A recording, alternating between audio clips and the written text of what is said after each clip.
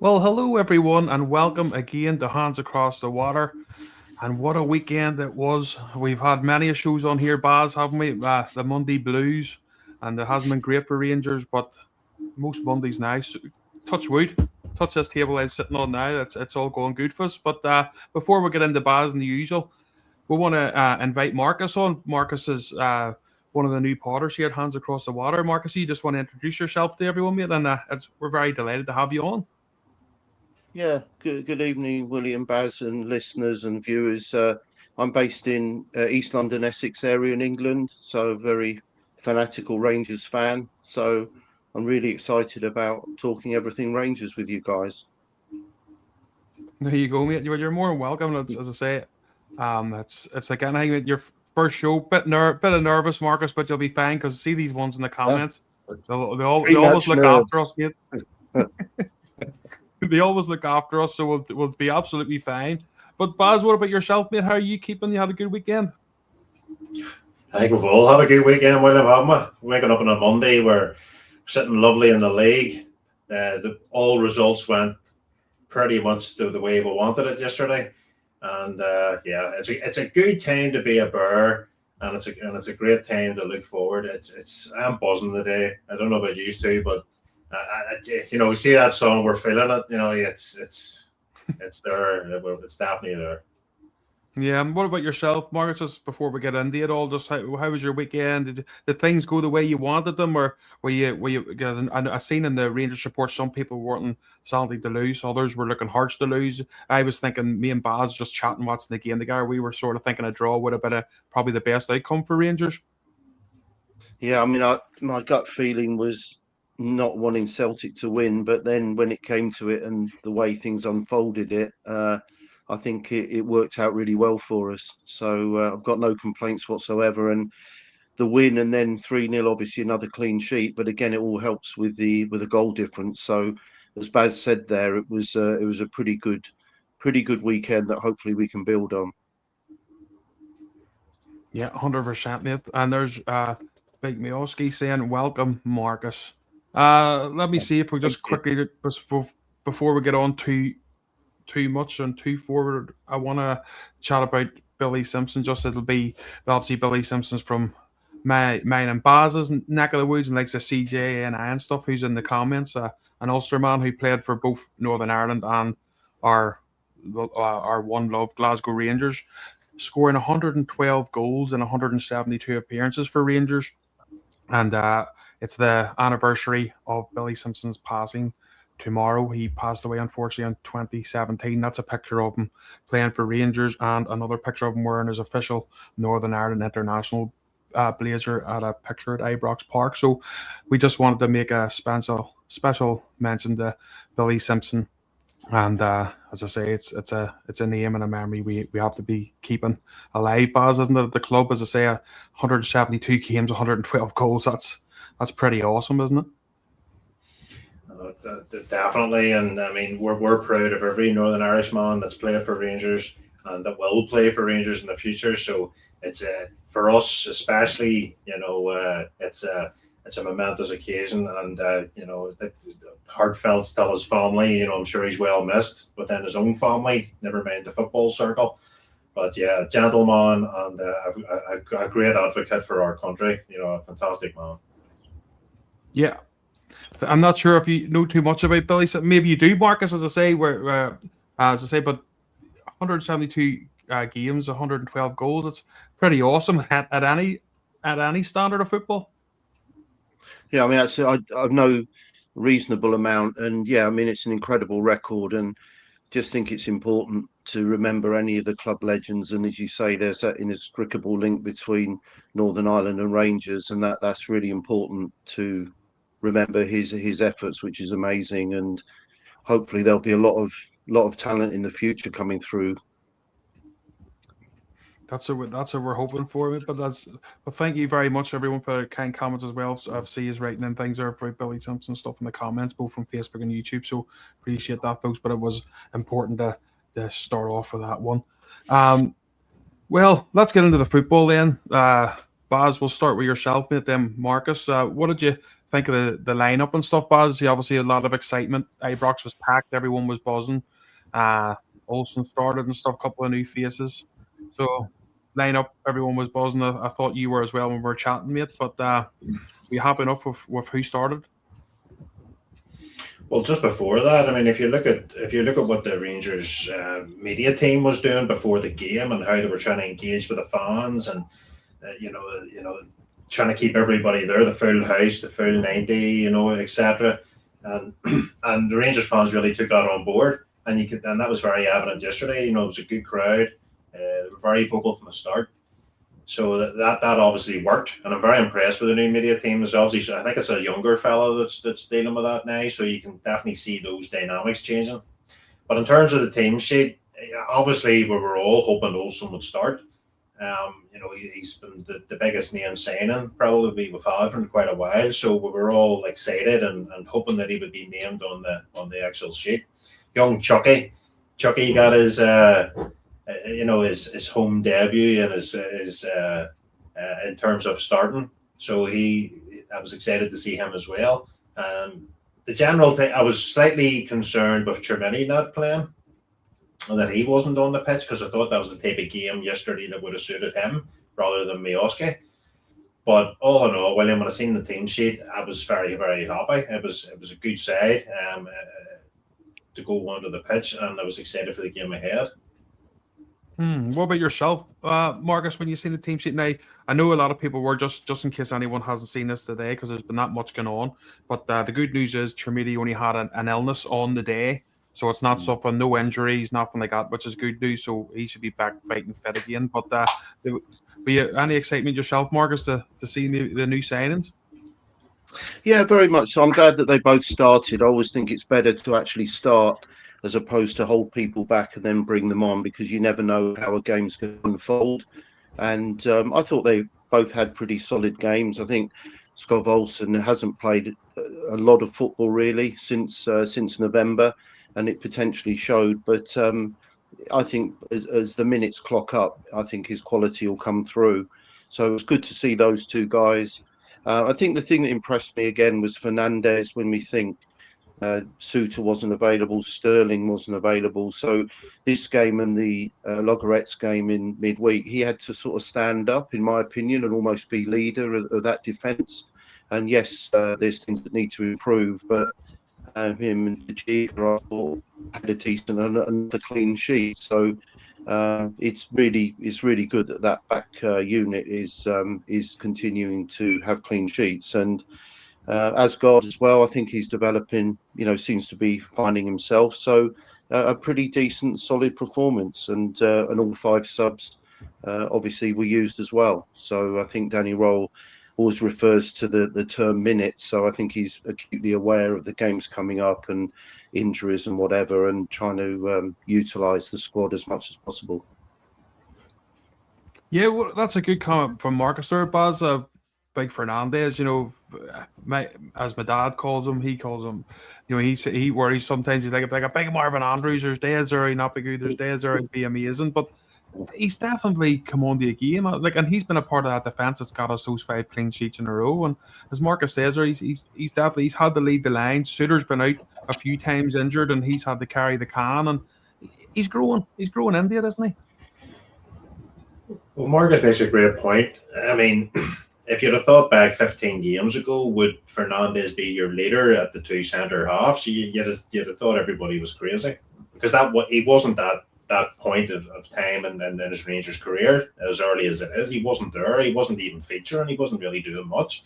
Only barring injuries to Cornelius, to Suter, Giga being away, has allowed Fernandez to come in, and it's like everything. I'm sure Danny's always said to him, wait your chance. Wait till you get that opportunity. And what's brilliant about it is he's one of them players that seized it with both hands. He's taken it on. He looks as comfortable as any player I've seen at centre back in a long time at Rangers. Sometimes he's a wee bit slightly too comfortable. He does that wee turn with the ball, and you do have your hands over your eyes a wee bit. But 9 times out of 10, it's actually quite skillful, and he gets away with it. His powerness with his heading is unbelievable. From defending till attacking, it's a major tool in our arsenal now. Massive tool. And sometimes I think it's near like having 12 men when you Fernandez in the box. It feels like you have that extra entity and that extra impetus in the box, and both sides, by the way, because he clears the ball and he does get his head to scoring goals. But Marcus is totally right. He's definitely rose to the occasion. He's definitely a player who is one of the first in the team sheet at the minute, and long may it continue. And I actually think he will get better. I mean, when we had the conversation about Barry Fry, and he basically says you have a real top player in your hands, and we were all thinking Barry Fry was off his nuts at the start of the season because we didn't think that was going to happen. And that is truthful, but there's obviously something that Barry Fry has seen in him, and Rangers are reaping the rewards. So, in my opinion, the money was spent on him is money well spent at this moment in time. Yeah, no, 100%. I agree with you guys. As I say, it's there's not another Rangers podcast putting in Scotty saying Fernandez will make us money. Well, that's a Barry Fry. Barry Fry said the same. But it's like, it's easy for, you're coming into a team there. It's a lot of pressure. And he came into a Russell Martin, a sort of era where it wasn't going well for Rangers, and that's hard anyway when you're getting booed off the pitch. I think that Rangers team, if we remember, were actually getting booed off in a pre-season game at Ibrox when Russell Martin was there. So it's it's a lot of pressure for a young player coming up, and then we only found out later on. I think it was Steve Even Four Lads found out later on that Fernandez was actually injured for quite a bit. And the club actually hadn't told the fans that. So the fans were thinking, he's useless. He'll never get on the pitch. Even Russell Martin doesn't want him on the pitch. But the fact was he was actually injured, and the club didn't do too well of a job of letting everyone know that. So he came on, Marcus, really, didn't he?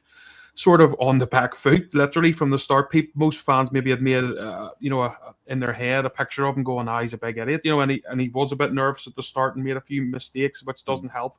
But he's grown into that. And that tells you a lot too, Marcus, doesn't it? When a player can take all that on board and say, right, no, I'm going to calm myself down. I know what kind of player I am. I'm going to show these guys on the pitch what I can actually do. And he's done a great job of doing that.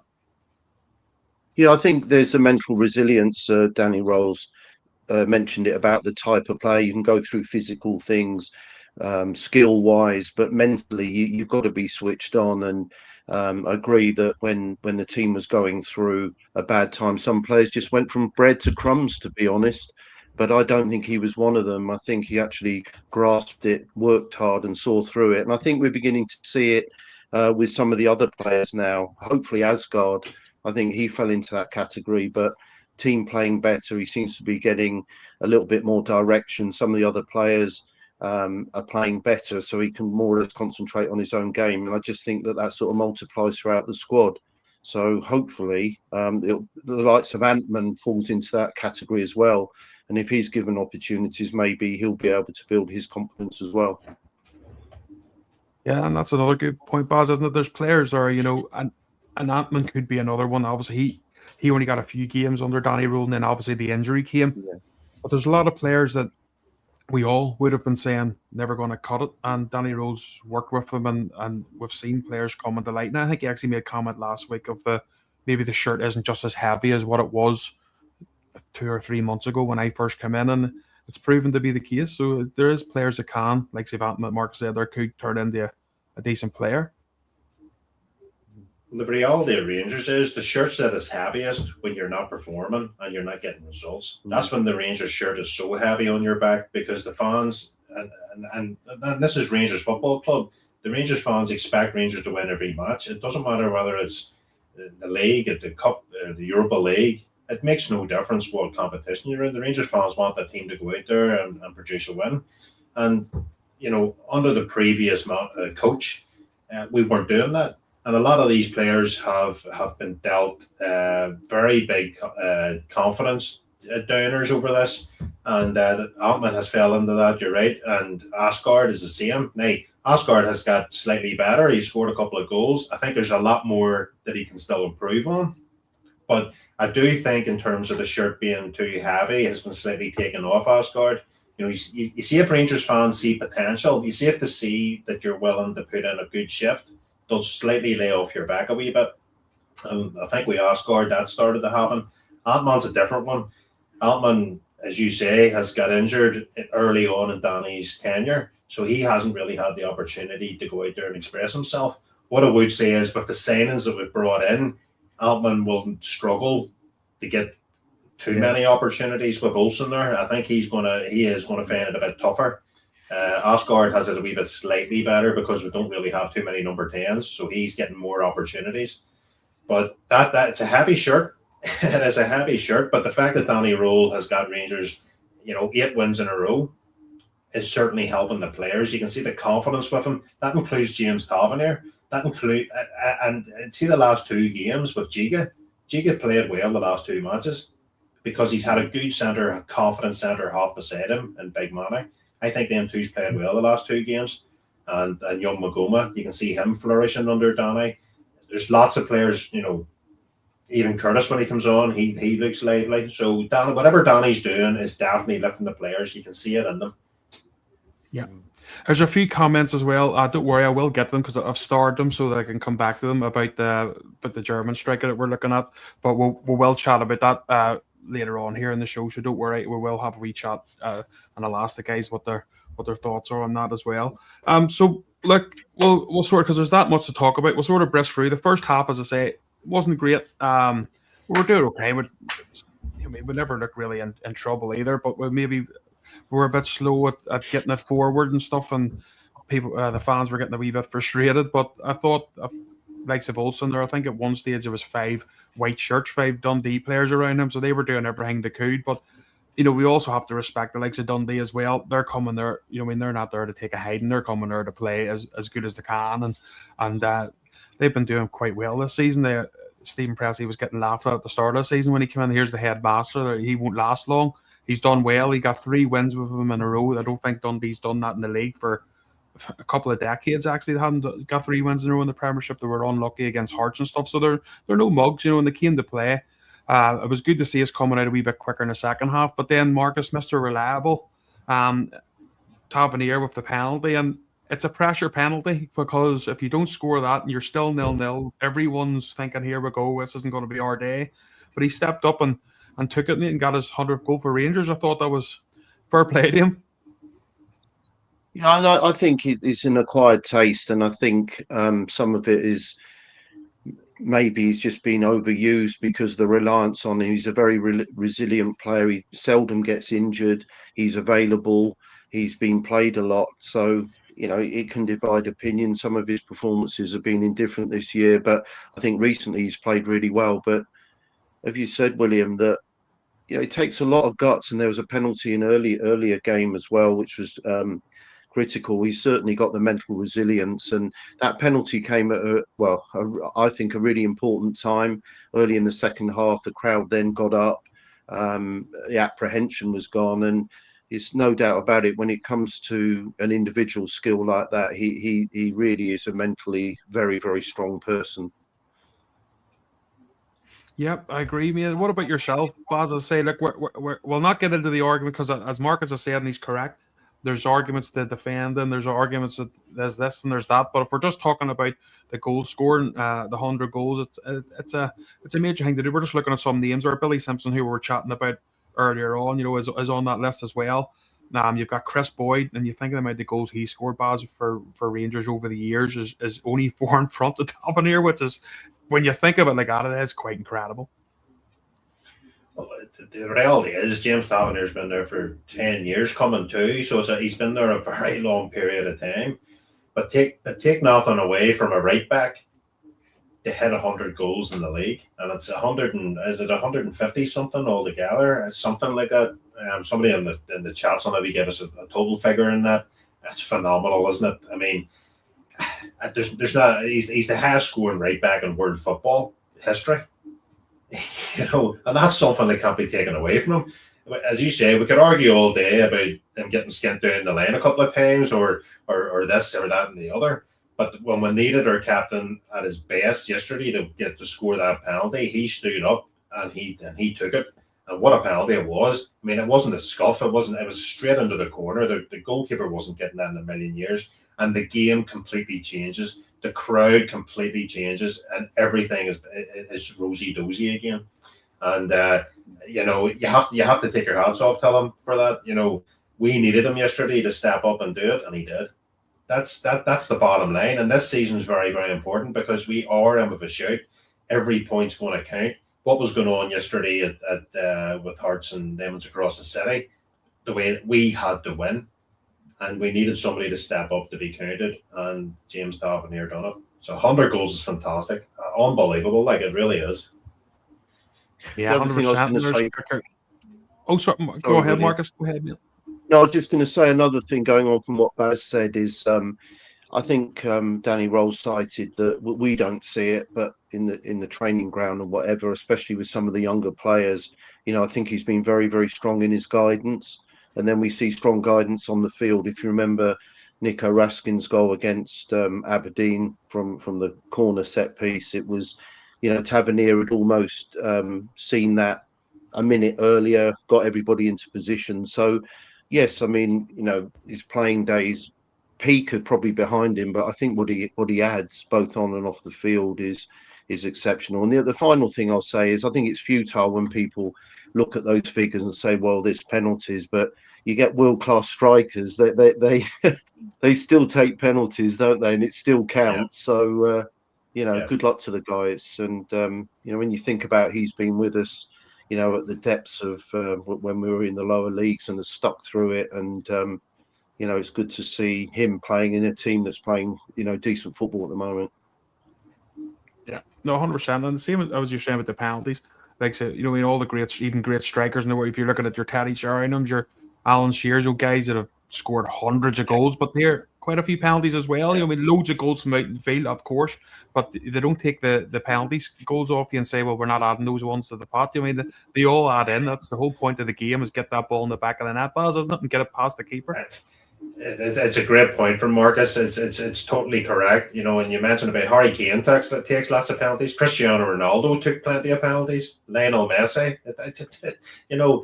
A goal's a goal. It doesn't matter whether it bounces off your ass into the net. It doesn't matter whether it's from a corner. Or a goal's a goal, and that's the stats.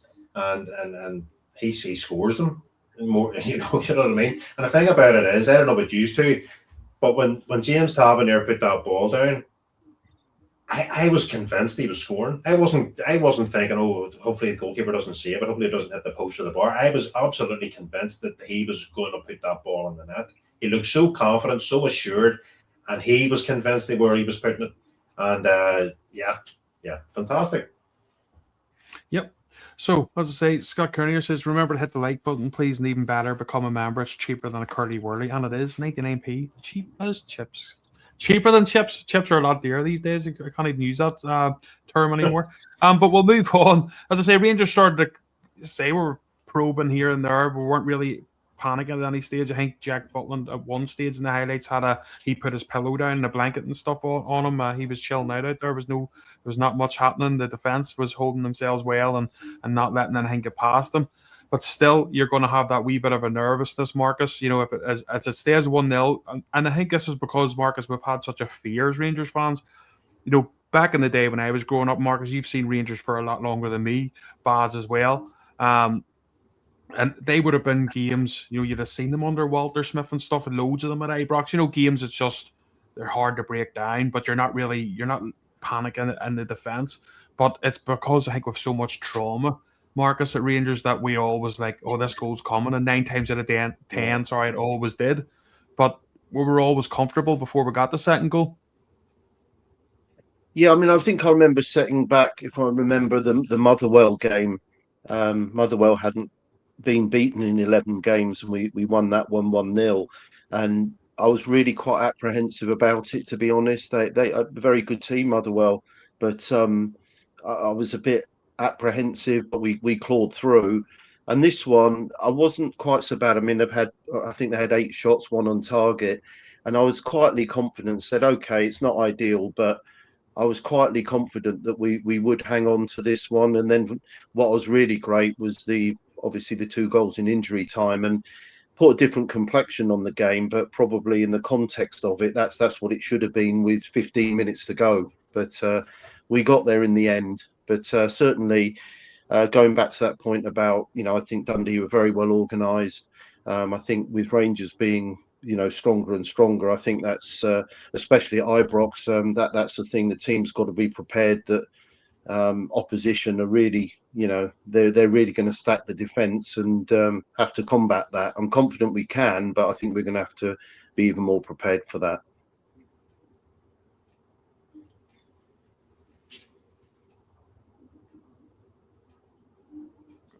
Ibrox was starting to get the buzz on. I don't know, my wee mic went mute there, sorry. Ibrox was getting the buzz on when they heard the Hearts had scored a late equaliser. You seen it, they heard it in the crowd, and everyone was starting to cheer and get excited. Then Dundee made one of their first, probably one of their only mistakes in the whole game, by giving the ball out. Danilo was very quick to get in there, snatch the ball, and punish Dundee for it. Baz, great goal by Danilo. We'll chat about him just as we after this, about it maybe not going to be here too much longer. But it was a lovely finish from Danilo to make it 2-0. It's what Danilo has in his locker. I mean, that's what when we paid the 6 point something odd million for him, that's what we were buying. That type of goal, that type of player retrieving the ball outside the 18-yard box and driving forward and putting it into the corner of the net.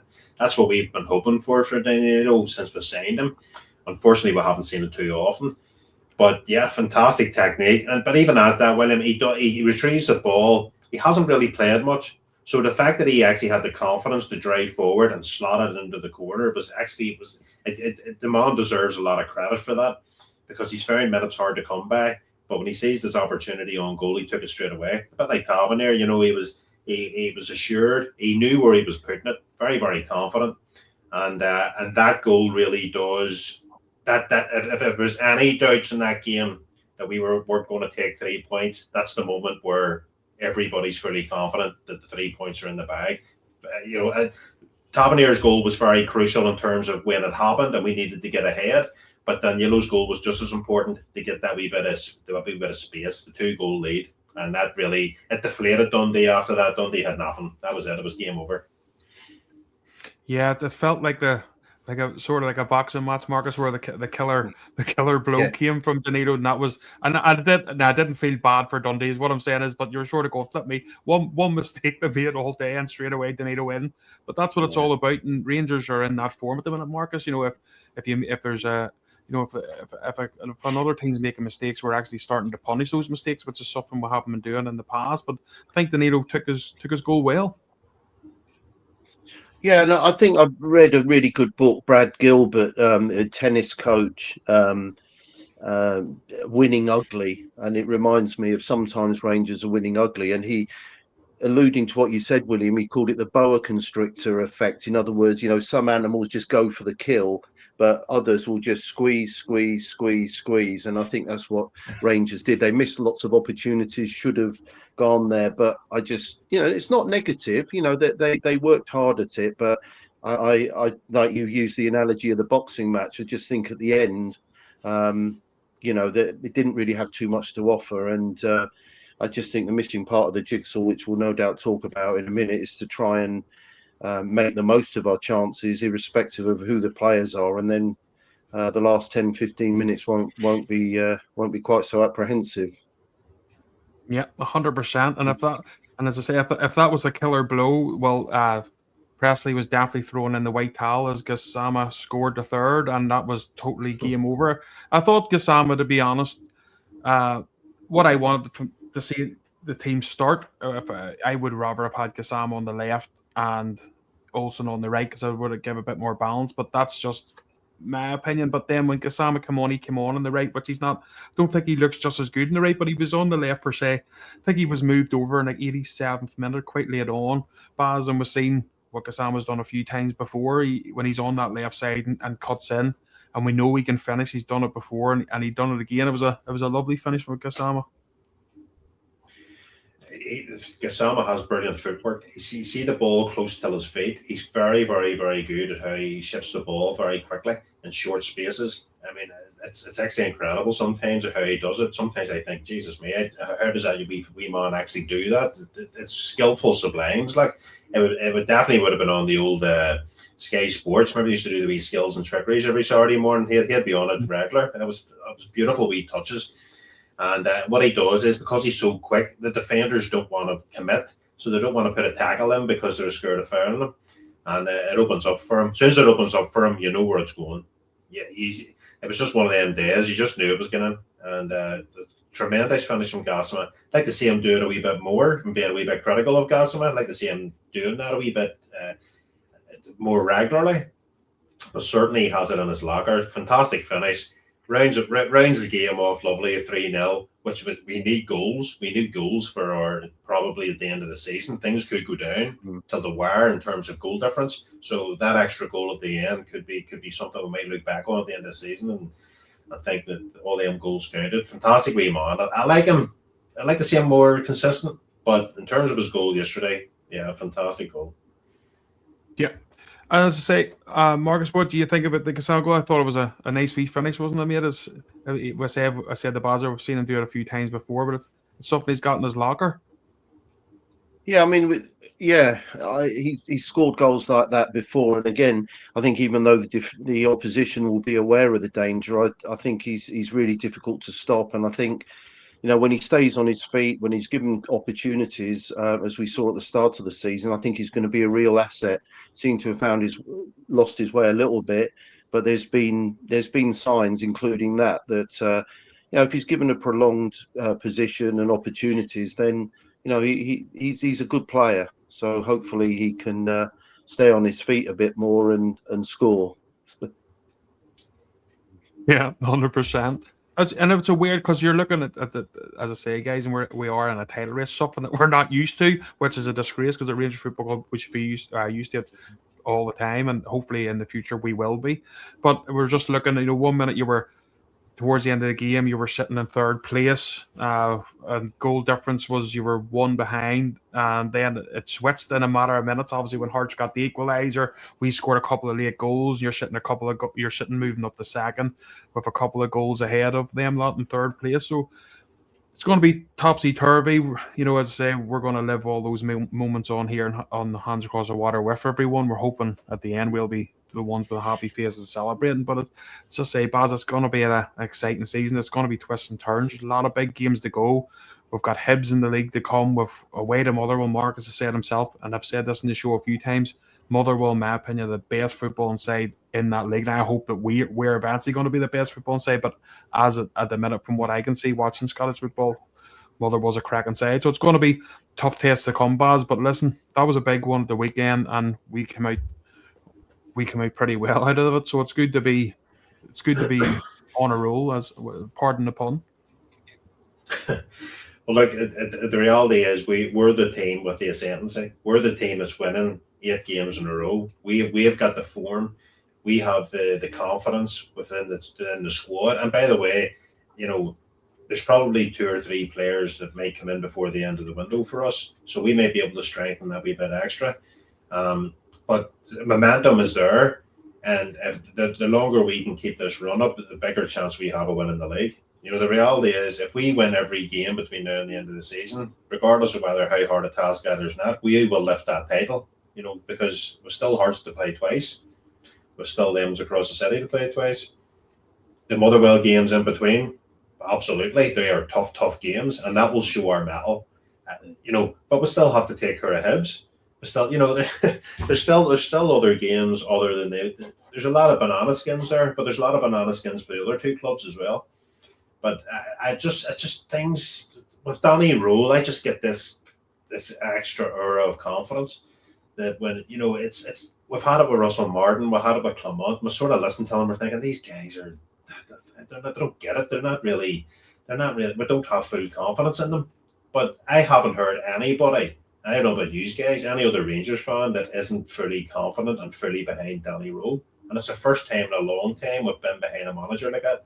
So as long as the wins keep coming, as long as the clean sheets keep coming, as long as we make sure Ibrox remains an absolute fortress, was what it should be, and we pick up the points away from home, I think we'll be okay. But there's going to be, you see Alexi yesterday, can you imagine it in 10 games time if it's still tight like that? It's going to be absolutely crazy. It is going to be mental. I think the end of the season is going to be something you haven't seen for a very, very long time. three teams battling it out. It could go one way, it could go the other way. I think it's going to be fantastic. I'm looking forward to it until the rest of the season, but I'm still going to be nervous because you just don't know what's going to happen. Yeah, Morris, what about yourself? I'd say your first time proper on the show. Like, how are you feeling? Like, I know, like, there's confidence there as well, and we know there's tough games. That we're not going to be sitting here going, "That's it, we've won the league." There's a long way to go. But what's your confidence levels now, mate? When you're looking at the team and you're seeing Danny Roll, I take it there's a lot more confidence now than maybe when we first got Danny Roll in the chair.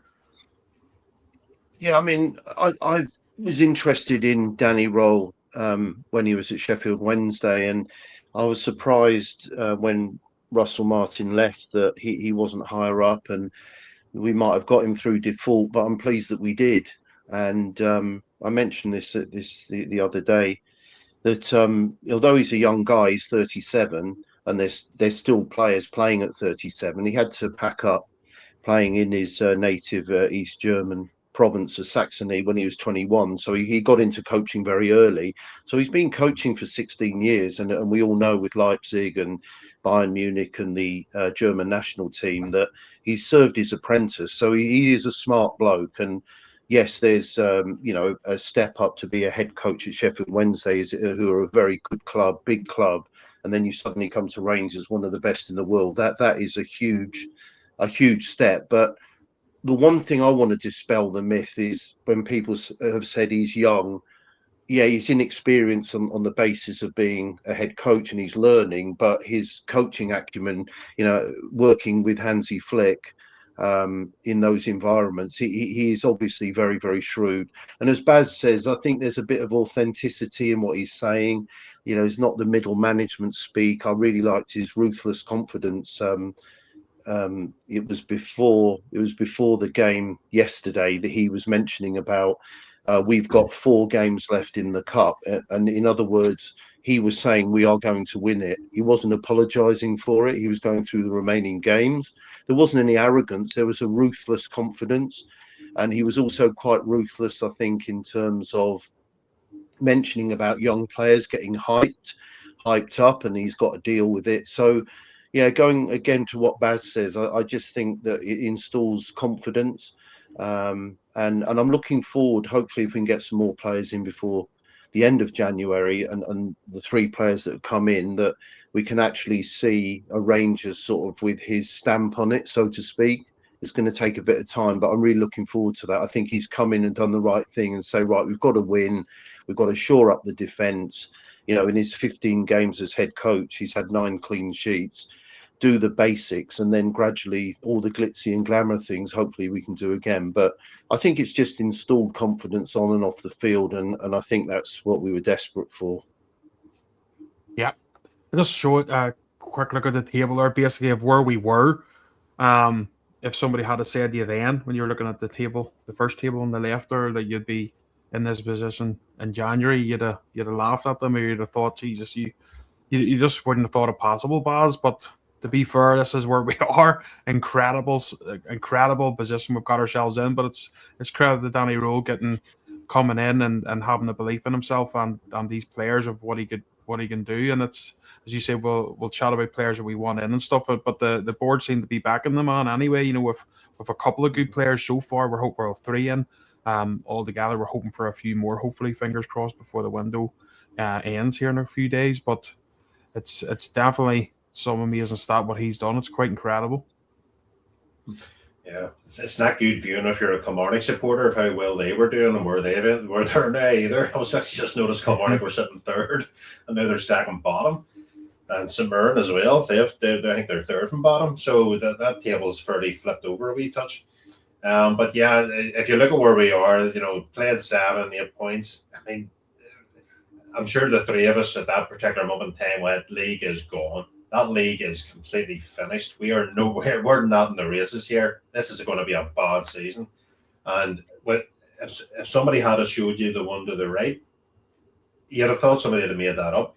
You wouldn't have believed it.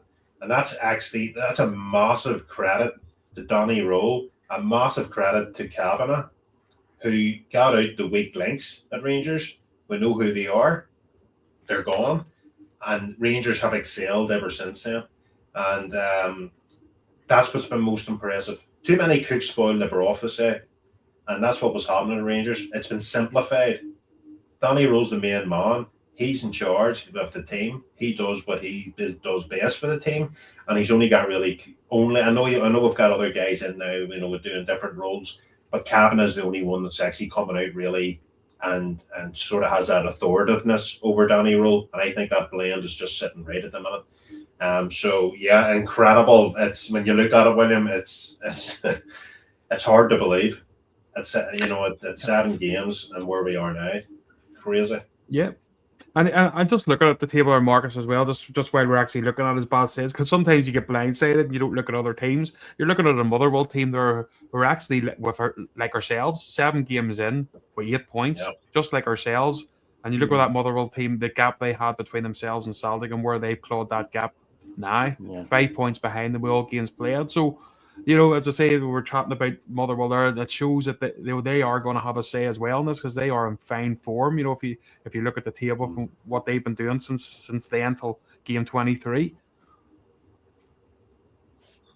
Yeah, I think one of the guys put in a good post earlier about that we've got to concentrate, and of course, looking at the table, the immediate thing we can focus on is the Hearts and Celtic game, which is natural because of looking at the league table. But the other games, starting on Sunday, Easter Road, that's the test as well. And I was quite impressed with the great Old Firm.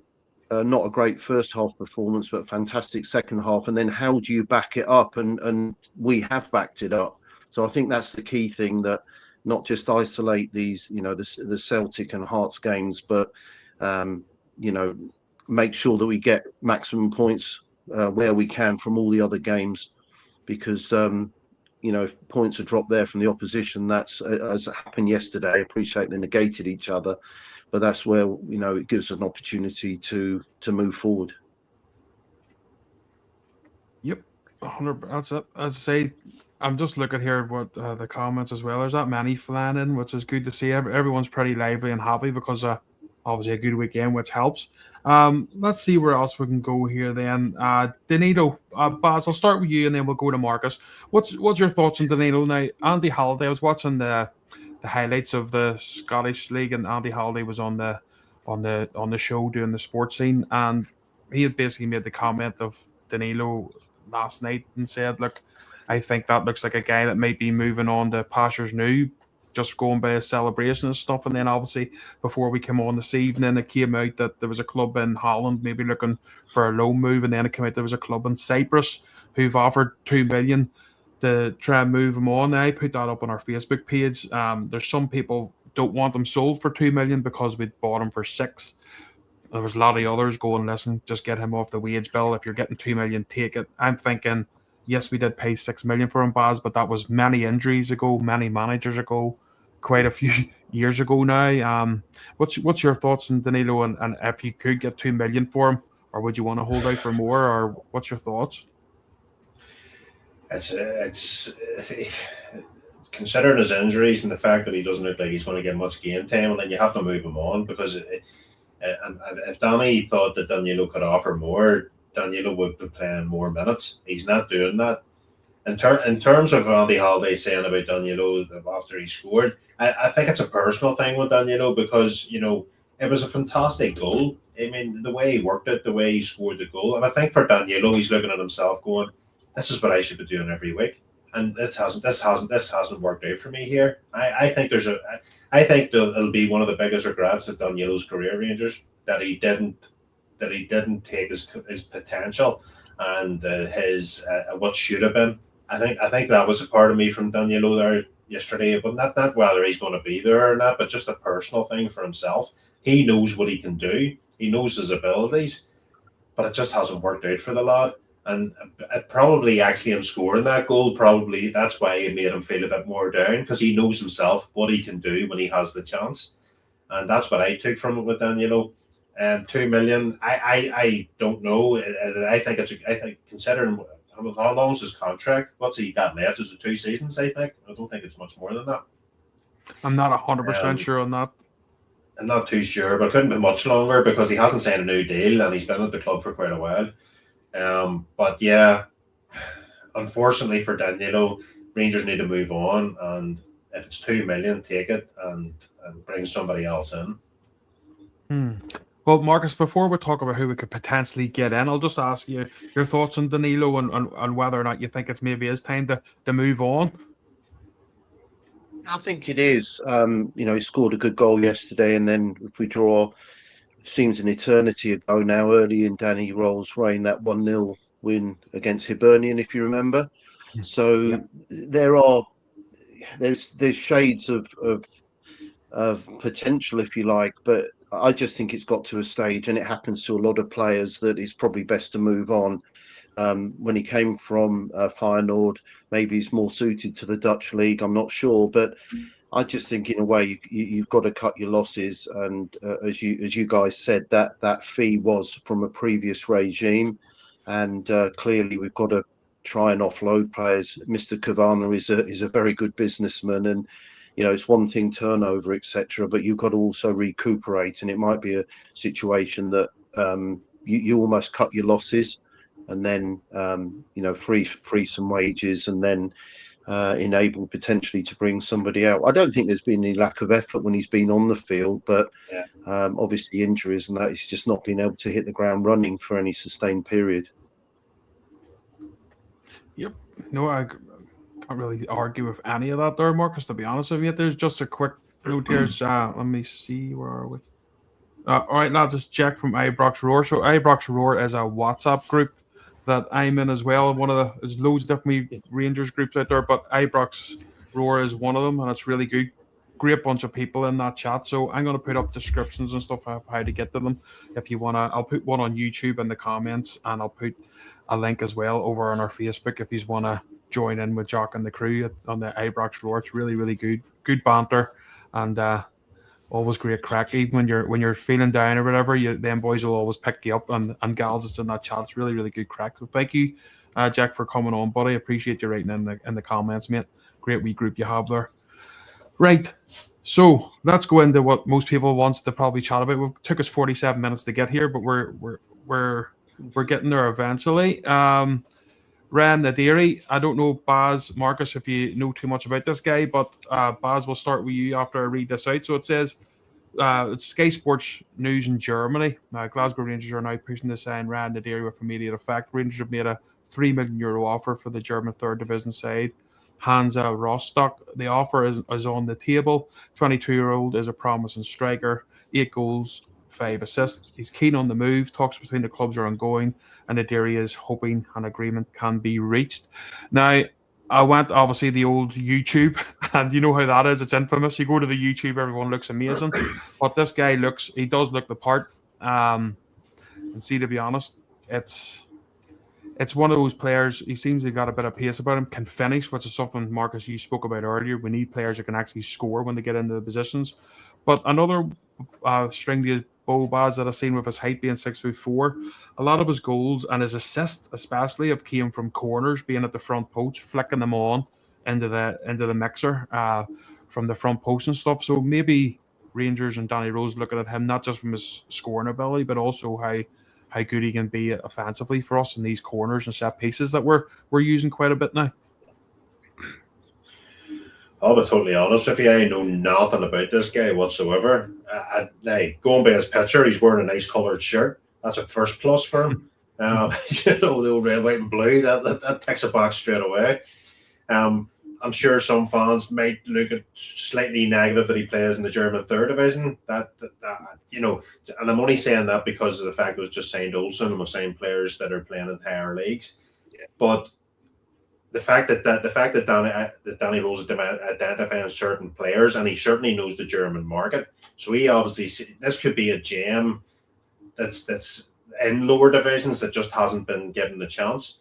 And I'm assuming that's what Danny Rose looking to, because I'm sure this player isn't coming to sit and warm the bench. I'm sure he's coming here because Danny sees him as somebody that he can utilise and somebody that can maybe get a lot of minutes at Rangers. But he has put in the third division Germany's Scottish League. I don't know nothing about it, and that's being totally honest with you. I don't know what the level's like in the German third division. I don't know the guy at all. But I'll trust in Danny Roll, and I'll trust in the recruitment staff that this is a player that could work for us. At 3 million, it's a decent fee. But again, as I said, it's a very difficult one to judge on somebody you don't know and in a league that he plays in that I don't know. But yeah, if he's good enough and Danny thinks he's the right guy, by all means, I'll get behind it straight away. Yeah, Marcus, as I say, I don't expect you to know too much about him either. And as I say, the only reason I know that info was a YouTube search an hour before I come on here. So I'm not going to sit here and try and say I know much. But what I will say is we've seen the likes of Hearts, Marcus, get into club Serie A and all, and lower Serie C and everywhere, to find these players. And there's gems out there. You know what I mean? And at the end of the day, you have to find them out. But we sort of have to trust the process with Danny Roll, and especially him being, obviously, he's came from the Bundesliga before. He's been there with Bayern Munich and stuff. And so he obviously knows the market down there, mate. So this could be a wee gem he's putting out, but you sort of have to trust the process. Yeah, I mean, I've done a little bit of research on it. There's 3 professional leagues in Germany, and apparently that third tier is actually quite a decent standard. I don't, like Baz said, I don't profess to know too much about the individual, but the team he's played for are, they played 21. They're 4th. They're only 2 points from the top, and he's played in 17 of them and scored 8 goals. So, it's quite encouraging. I also agree with what you said, William. I think there's the profile of, 6'4", physically big, and you can tell Danny Rowe, I think, likes that profile of with the new signings. I guess we could be underwhelmed from the league, but then again, as some of the posters have mentioned, that I'm sure Danny Roll's got a lot of really good scouts, so networks in Germany, whatever. So if there is credence in this, then maybe it's worth having a player of that, because if you look around, Perot's been mentioned from Leeds. A lot of my friends that support other teams, the first thing that comes out is we want a striker. Well, I think everyone wants a striker, and I just think with the resources we've got with the recruitment team, no doubt they're spreading the net, and I just think you've got to be resourceful. So hopefully, if there is traction in this, it might be something different and something that the coaching team can work and knock into shape. So let's hope so. Yep, exactly. And as I say, there's no pressure and on anyone knowing too much, because we do understand it's hard. You're the German, but as I say, just the YouTube highlights I was watching and stuff like all their games, any that I was seeing on, as I say, were bunged to the rafters. Like I'm talking about, there's a lot of people watching, but that German Bundesliga is it's a good level. As I say, and as you go down the levels, it's not going to be just as good, but there's still gems to be found. And a bit like Sebastian Tudor said, their Braga was Norwich third division, and you see your man Braga's awesome. So there's gems to be got. So we'll have to trust the process. And as I say, I was looking at one of the guys from the team that this guy's coming from, a podcaster he was on as well, and a lot of their fans were on cracking up, didn't want him to leave, and says, look, we're pushing for promotion here, and if we lose him, we mightn't get it. So they weren't too happy about it. But listen, if someone like Rangers comes in 2 to 3 million, you're playing Bundesliga 3, Danny Rhodes there. If a player wants to go, sometimes you just have to take the money and try and reinvest. That's all you can do. But we'll see what happens with it. We'll move on to this one then. Kyle Glasgow. What's your thoughts on this, Baz? I like this one because not only is he meant to be a very good player, now we know anyone at that age, you just don't know what's going to happen. Obviously, but he seems to be the hype around him is that they're expecting him to be a special player.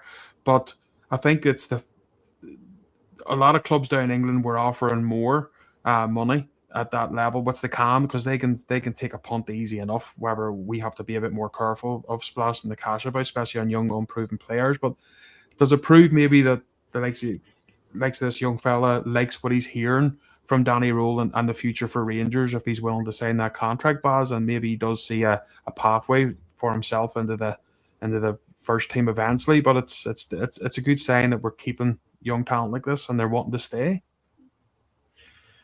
Well, it's a high-profile young player. We've seen in the past that we've lost a lot of players down to England because we haven't secured these young fellas, and this is another step in the right direction under the tenureship of Kavanagh, who is obviously sorting the club out as best he can. You know, we talk about Kavanagh and co have money. There's no doubt about that. We have money, but as Marcus says earlier, he's a businessman, and sometimes you've got to look at your youth system and find the gems there too, and bring them along and make money on the young players, and not just constantly having to go out and spend money to bring players in. And the young lad, I watched a part of his interview. He speaks really well. He's a very confident young man. He looks like he's years beyond himself, and at his age, is quite incredible. But for me, the biggest thing about this young fella and the fact that he signed is that Rangers are definitely starting to look at the full potential at Ibrox. Not just can we get Olsen in, can we get Joel Perreault in? Where's our James in the youth system? Get them signed up, get them tied up. And what excites me is that if this lad is good enough, I actually think in time Danny Rule will give him the exposure that he needs at Ibrox and actually blend him into the first team and maybe give the guy minutes. And I think that's exciting. And every Rangers fan should be excited by this, because this is a turning point. We've lost far too many of these players over the years, far too many. And there's nothing better than a young player at Rangers coming through and breaking into that first team. We all want to see it. Yes, we want to see the big names coming, but we also want to see our own. We want to see our own young players busting through and making a name for themselves.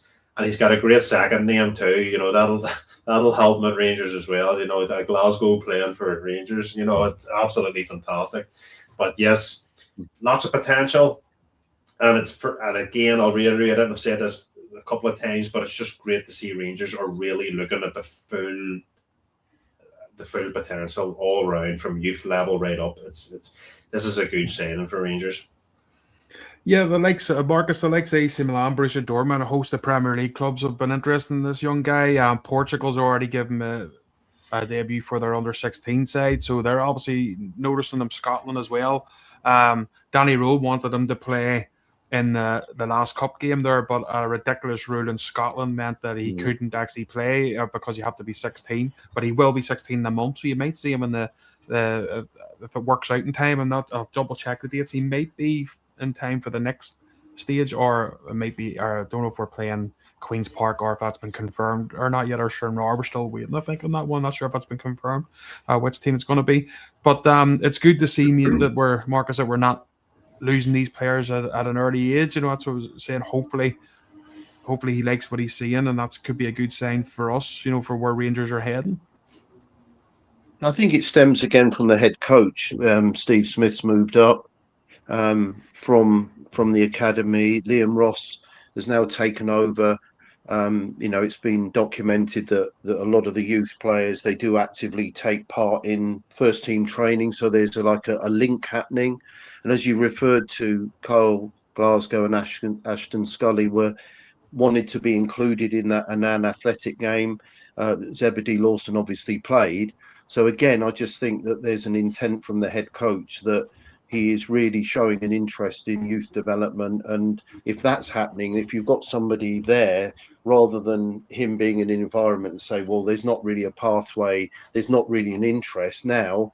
If you've got a head coach and coaching team, and you can see that there's actually some kind of pathway, then you've got an incentive to sign. So, I think the whole sort of atmosphere and approach to youth development will continue development of young players, because the club has had it in the past, lost its way a little bit, but it's good, again, dare I say it, stemming from the head coach, that he's showing an interest in it, and as a result, that's why I think it's going to be invested in, and hopefully some of these young lads will come through sooner rather than later. Yep. Well, as I say, we're coming towards the end of the show here, Marcus and Baz, but it was a good crack with everyone in the comments and stuff. Marcus, you were absolutely fantastic guest, man. I hope you enjoyed yourself coming on. I think everyone in the comments enjoyed you coming on as well, man. You done really well. First time live on here. I thought you done amazing, mate. I really enjoyed it, and thanks to you, William and Baz, and also I thought some of the comments were excellent as well, and thought provoking as well, coming up on the screen there, because that's what it's about, opinions, isn't it? Sharing opinions and whatever. So I've thoroughly enjoyed myself, and hopefully um, see you guys again soon sometime. But I really enjoyed it, and hope you two and the listeners and viewers have a good evening. Thank you very much, man. No, it was an absolute pleasure. We'll definitely have you on again. If you want to come on, you'll always be welcome with us, mate. Baz, what about yourself? How did you find that was a good wee show?